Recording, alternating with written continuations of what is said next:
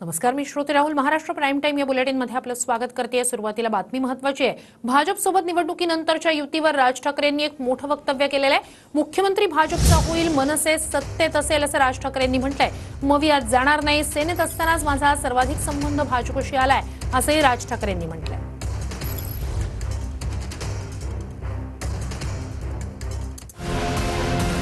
भाजपसोबत मनसे निवडणुकीनंतरच्या युतीवर राज ठाकरेंचं मोठं वक्तव्य. महाविकास आघाडीसोबत जाणार नाही, शिवसेनेमध्ये असताना माझा सर्वाधिक संबंध भाजपशीच आला. सरकार महायुतीचं बनणार, 3 महिन्यांपूर्वी महाविकास आघाडीचं सरकार येणार असं वाटत होतं. मात्र हरियाणाच्या निकालानंतर थोडं चित्र बदललं आहे. पण महायुतीला इतकं सोपंही नाही. मुख्यमंत्री भाजपचा होईल आणि मनसे सत्तेत असेल. भाजपचा मुख्यमंत्री मनसेच्या साथीनं होईल. महाराष्ट्रातल्या राजकीय चिखलाला शरद पवार हे जबाबदार आहेत.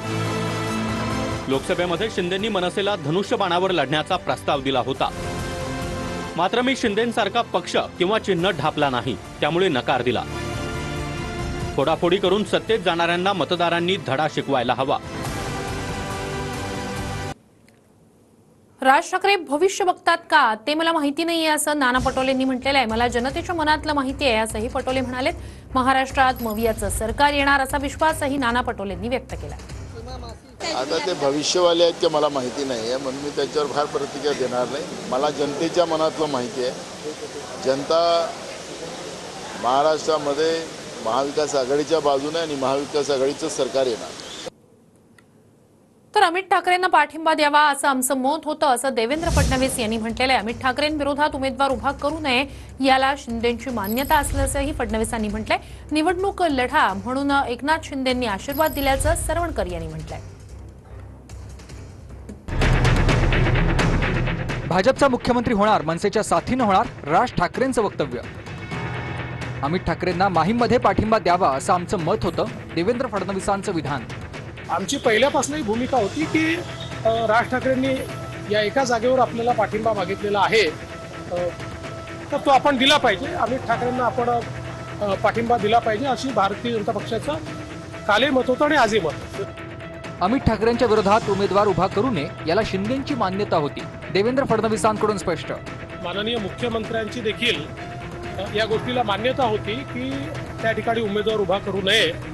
पण काही अडचणी त्याच्यामध्ये त्यांना आल्या, किंबहुना त्यांच्या पक्षाच्या नेत्यांचं मत असं पडलं की ती जी मतं आहेत ती कदाचित मग उभाटाकडे जातील आणि त्यामुळे त्यांनी उमेदवार उभा केला. शिंदे गटाचे सदा सरवणकर सध्या माहीममध्ये अमित ठाकरेंच्या विरोधात.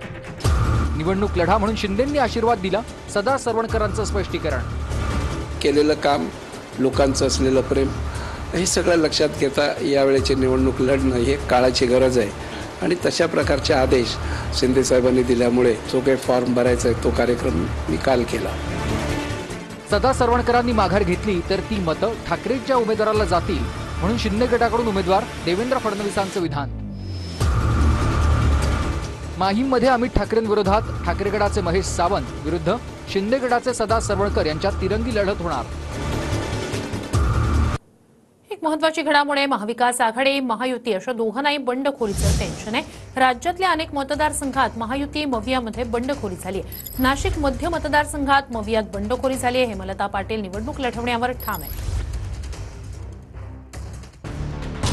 नाशिक मध्यमध्ये मवियात बंडखोरीची शक्यता. काँग्रेसच्या हेमलता पाटील निवडणूक लढण्यावर ठाम आहेत. मवियात नाशिक मध्यच्या जागेवर ठाकरे गटाकडून वसंत गीतेंना उमेदवारी देण्यात आली. रामटेकमध्ये मवियात बंडखोरी, रामटेकची जागा ठाकरे गटाला. मात्र राजेंद्र मुळकांकडून अपक्ष उमेदवारी अर्ज दाखल करत बंडखोरी केली. उमेदवारी अर्ज भरताना सुनील केदार, श्यामकुमार बर्वे उपस्थित होते. रामटेकमध्ये ठाकरे गटाकडून विशाल बरबटेंना उमेदवारी देण्यात आली. नेवासा मतदारसंघात महायुतीत बंडखोरी करण्यात आली. भाजपचे माजी आमदार बाळासाहेब मुरकुटे निवडणूक लढण्यावर ठाम आहेत. नेवासा मतदारसंघात शिंदे गटाकडून विठ्ठलराव लगेंना उमेदवारी. बुलढाण्यात माजी आमदार विजयराज शिंदेंनी अपक्ष उमेदवारी अर्ज दाखल केला. त्यामुळे बुलढाण्यात शिंदे गटाचे उमेदवार संजय गायकवाड यांची डोकेदुखी वाढण्याची शक्यता आहे. पुरंदरमध्ये देखील महायुतीत बंडखोरी होण्याची शक्यता आहे. अजित पवारांचे नेते संभाजी झेंडेंनी उमेदवारी अर्ज दाखल केलाय. दरम्यान पुरंदरची जागा शिंदे गटाला सुटली असून विजय शिवतारेंना उमेदवारी देण्यात आली. पाथरीत मविया आणि महायुतीत देखील बंडखोरी झाली. पाथरीत शरद पवार गटाच्या बाबाजानी दुर्राणी निवडणूक लढण्यावर ठाम आहे. दरम्यान पाथरीत काँग्रेसकडून सुरेश वरपुडकर यांना उमेदवारी देण्यात आली, तर महायुतीत देखील शिंदे गटाच्या सईद खान निवडणूक लढण्यावर ठाम आहेत. महायुतीत पाथरीच्या जागेवर दादा गटाच्या राजेश विटेकरांना उमेदवारी देण्यात आली आहे की सगळ्याच पक्षांमध्ये बंडखोरांचं प्रमाण मोठं आहे. आमचा हा प्रयत्न असणार आहे की जास्तीत जास्त बंडखोर आपल्याला कसे परत घेता येतील, त्यांना कसं समजवता येईल, हा प्रयत्न आम्ही करू. काही ठिकाणी मैत्रीपूर्ण लढती होणार आहे. महाविकास आघाडी किंवा अलायन्समध्ये कोणत्याही अशा घटना घडत असतात. आता निवडणूक अर्ज मागे घेण्याची जी मुदत आहे ती 3 तारखेपर्यंत आहे मला वाटतं, आणि त्याच्या आधी आम्ही एकत्र बसू आणि आमच्या प्रत्येक घटक पक्षाच्या ज्या उमेदवारांनी अर्ज भरलेला आहे आम्ही त्यांची समजूत काढू. आम्हाला या राज्यामध्ये बदल घडवायचा आहे, आणि ते बदल घडवायचा असेल तर सगळ्यांनी एकत्र राहणं गरजेचं आहे. तर बातमी महत्वाची. अजित पवार आणि फडणवीसांवर गुन्हा दाखल झाला पाहिजे अशी मागणी संजय राऊतांनी केली. अजित पवारांनी आर आबांवर केलेल्या आरोपांनंतर राऊतांनी गुन्हा दाखल करण्याची मागणी केली.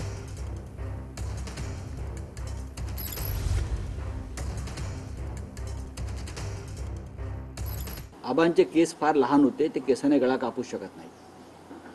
अत्यंत प्रामाणिक कर्तबगार असे या राज्याचे गृहमंत्री होते. त्यांनी कधी चुकीचं काम केलं गृहमंत्री म्हणून असं आम्हाला वाटत नाही. आणि त्यांनी काल आर पाटील गृहमंत्री यांनी जी सही केली होती दाखवली. प्रश्न असा आहे, फडणवीस आणि अजित पवार यांचा गुन्हा दाखल व्हायला हवा.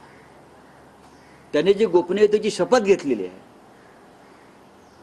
संविधानानुसार, त्याला गोपनीयतेची शपथ ज्याने घेतलेली आहे त्याने अशा प्रकारे हा गोपनीयतेचा भंग करणं हा फार मोठा गुन्हा आहे. राज्यपालाने या दोघांवरती गुन्हा दाखल करण्याचे आदेश दिले पाहिजेत.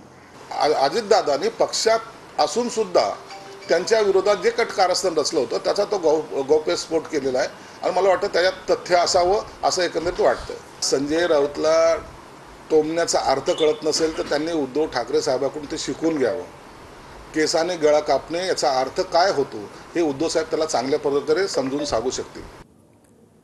तर घडामोड महत्वाची. अजित पवारांवरील चौकशी आघाडी सरकारमध्येच सुरू झाली होती असं उपमुख्यमंत्री देवेंद्र फडणवीस यांनी प्रतिक्रिया दिली आहे. तर शपथ घेतल्यानंतरही सीएम फाईल दाखवत असतील तर ही चिंताजनक बाब आहे असं सुप्रिया सुळे यांनी म्हटलंय. अजित पवारांच्या वक्तव्यावरून सुळेंनी फडणवीसांवर निशाणा साधलाय. 70,000 कोटींचा घोटाळा झाला की नाही फडणवीसांनी सांगावं असंही सुप्रिया सुळे म्हणाल्या.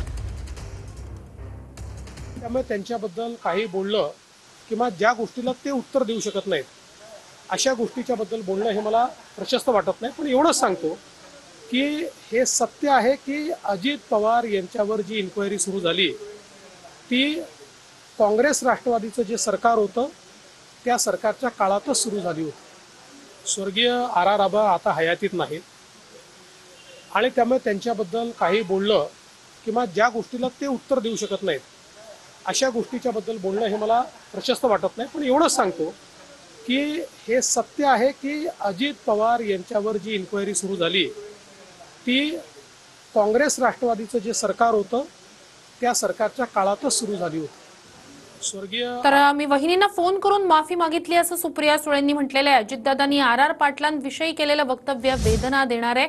अजितदादांच्या वक्तव्यावर सुप्रिया सुळे यांनी खंत व्यक्त केली आहे.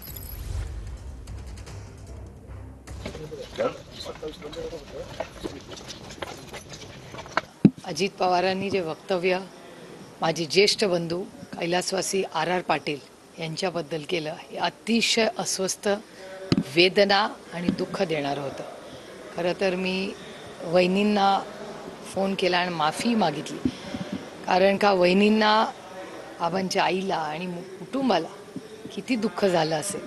गेलेल्या माणसाबद्दल ज्या असंवेदनशीलपणे हे वक्तव्य आले, मला खरंच आश्चर्यही वाटलं, दुःखही वाटलं आणि खरंच अस्वस्थ करणारी आहे.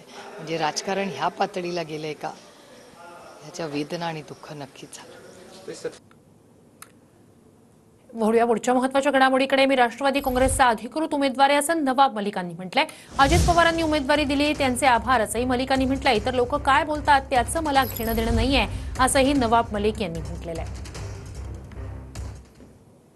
हमारी विधानसभा में जहाँ से एनसीपी ने मुझे उम्मीदवार बनाया है शिवाजी नगर मानखुर से, वहाँ पे शिंदे सेना ने अपना उम्मीदवार खड़ा कर दिया है सुरेश बुलेट पाटिल. उसका समर्थन भारतीय जनता पार्टी कर रही है और मेरी बेटी के यहाँ पे भी इसी तरह की परिस्थिति है. तो अगर भारतीय जनता पार्टी या शिवसेना शिंदे गुट हमारा विरोध कर रही है तो उससे हम लोगों को कोई चिंता का विषय नहीं है. मला असं वाटतं की भाजपला काही प्रॉब्लेम असेल किंवा शिंदेच्या शिवसेनेला काही प्रॉब्लेम असेल, परंतु राष्ट्रवादींनी मला एबी फॉर्म दिलेला आहे, त्यामुळे मी निवडणुकीच्या रिंगणात उतरलोय. त्यांचा एबी फॉर्म त्यांना लखलाभ आहे. भारतीय जनता पार्टीने यापूर्वीच भूमिका देवेंद्र फडणवीसजींनी पत्रातून व्यक्त केली आहे. त्या भूमिकेवर आम्ही ठाम आहोत. पुढच्या घडामोडीकडे. सायन कोळीवाड्याच्या जागेवरून भाजप नेत्यांमध्ये चर्चा आहे. सायनमधून भाजपच्या राजश्री शिरवळकर या इच्छुक होत्या. राजेश शिरवळकर आणि राजश्री शिरवळकर भाजप प्रदेश कार्यालयात दाखल झालेत. राजेश शिरवळकर आणि तमिळ सेल्वन यांच्यात समिट करण्याचा प्रयत्न आहे.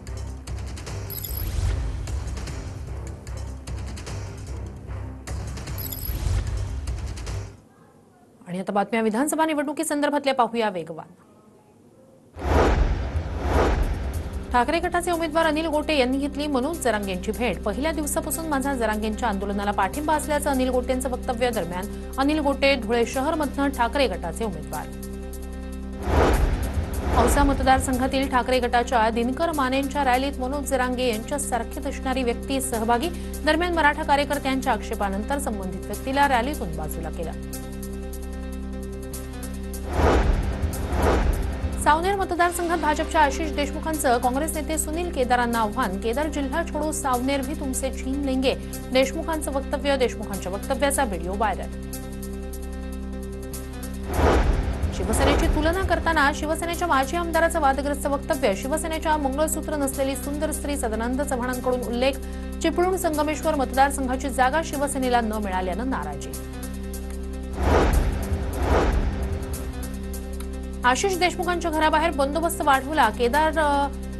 सुनील केदार यांच्या विरोधात केलेल्या वक्तव्याचा व्हिडिओ व्हायरल. अद्वै हिरेंची सध्याची स्थिती म्हणजे नाच नाय अंगण तेढा. अद्वै हिरेश विगाळ प्रकरणाशी आमचा संबंध नाही. संजय दुसानेंकडून स्पष्ट. सिंदखेड राजा मतदारसंघात भाजपची बंडखोरी. भाजपचे युवा नेते अंकुर देशपांडे यांनी अपक्ष उमेदवारी अर्ज भरला. शिंदे गटाचे उमेदवार शशिकांत खेडेकर यांच्या अडचणीत वाढ. परभणीच्या गंगाखेड विधानसभेत तिरंगी लढत. राष्ट्रीय समाज पक्षाचे रत्नाकर गुट्टे, ठाकरे गटाचे विशाल पाटील, वंचितकडून सीताराम घनदाट यांच्यात तिरंगी सामना. जिंतूर सेलू विधानसभेत तिरंगी लढत. भाजप विरुद्ध शरद पवार गट आणि वंचित अशी लढत होणार. परभणीच्या पाथरी विधानसभा मतदारसंघात चौरंगी लढत. मविया आणि महायुती दोघांमध्ये बंडखोरी. जळगाव जिल्ह्यातील 11 विधानसभा मतदारसंघात 258 उमेदवारांनी 372 उमेदवारी अर्ज दाखल केले. जळगाव शहर मतदारसंघातून सर्वाधिक 51 उमेदवारी अर्ज. बुलढाणा मतदारसंघात संजय गायकवाडांची डोकेदुखी वाढण्याची शक्यता. भाजपचे माजी आमदार विजयराज शिंदे यांनी अपक्ष अर्ज भरला. विजयराज शिंदेंनी पक्षाकडे मैत्रीपूर्ण लढतीची केली मागणी. सिंदखेड राजा मतदारसंघात भाजपची बंडखोरी. भाजपचे युवा नेते अंकुर देशपांडे यांनी अपक्ष उमेदवारी अर्ज भरला. शिंदे गटाचे उमेदवार शशिकांत खेडेकर यांच्या अडचणीत वाढ. परभणीच्या गंगाखेड विधानसभेत तिरंगी लढत. राष्ट्रीय समाज पक्षाचे रत्नाकर गुट्टे, ठाकरे गटाचे विशाल पाटील, वंचितकडून सीताराम घनदाट यांच्यात तिरंगी सामना. बातमी महत्वाची आहे. मुंबई नाशिक महामार्गावर कसारा घाटात पोलिसांनी रोख रक्कम पकडली. चिंतामणीवाडी पोलीस चौकीजवळ 2 कोटींची रक्कम पकडण्यात आली. नाशिकहून मुंबईच्या दिशेने जाणारी ही रक्कम पोलिसांकडून जप्त करण्यात आली.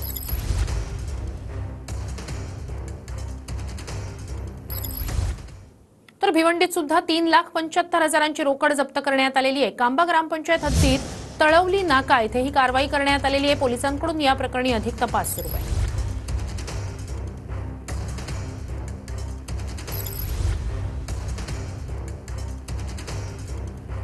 तर सध्या नाकाबंदी आहे. निवडणुकीच्या पार्श्वभूमीवर ठिकठिकाणी पोलिसांकडून गाड्यांची तपासणी केली जाते. नाकाबंदी जोरदार आहे. अशातच भिवंडी पाठोपाठ मुंबई नाशिक महामार्गावर कसारा घाटात सुद्धा रोख रक्कम जप्त करण्यात आलेली आहे. भिवंडीत तळवली नाका इथे ही रक्कम जप्त करण्यात आली. 3,75,000ची ही रोकड आहे. या प्रकरणी सध्या अधिक तपास सुरू आहे. नाशिकमध्ये सुद्धा मुंबई नाशिक महामार्गावर कसारा घाटात रोख रक्कम पकडण्यात आली आहे. एक महत्त्वाची घडामोड आहे. सामनाच्या दिवाळी अंकातून मोदी शहांसह अदानींवर टीका करण्यात आली आहे. दिवाळी आनंदात साजरी करायची की अंधारात हे अदानी ठरवतील. मोदी शहा आल्यापासून लक्ष्मीपूजनाचा मान फक्त अदानींनाच आहे असं म्हणत उद्धव ठाकरेंनी दिवाळी अंकातून टीका केली आहे.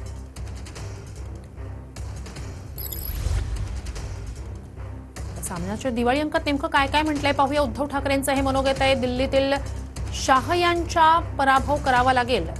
दिल्लीतील शाहीचा पराभव करावा लागेल असं ते म्हणतात. दिवाळी आनंदात साजरी करायची की अंधारात हे यापुढे श्रीमंत अदानी महाराज ठरवतील. मोदी शहा आल्यापासून सर्व प्रकारच्या लक्ष्मीपूजनाचा मान फक्त त्यांनाच मिळतोय. महाराष्ट्रासारखं प्रगत आणि सुजलाम सुफलाम राज्य दिवाळखोरीत गेलंय असंही त्यांनी म्हटलेलं आहे. मोदी कसेबसे तिसऱ्यांदा पंतप्रधानपदी विराजमान झालेत. पण मोदी पुन्हा आले म्हणून जनतेच्या जीवनात आनंदाचे क्षण आले असं दिसलं नाही. उलट भूक, गरिबी, बेरोजगारीच्या चक्रात जनता पिळून निघालीय. मोदी 17 सप्टेंबर 2025 रोजी 75 वर्षांचे होतील आणि ते ठरल्याप्रमाणे निवृत्त होतील अशी आशा आहे. मोदी गेलेच तर पंत जाऊन कोणते राव पदावर चढतील आणि देशाला हुकुमशाहीच्या जाचातून मुक्त करतील ते पाहायचे.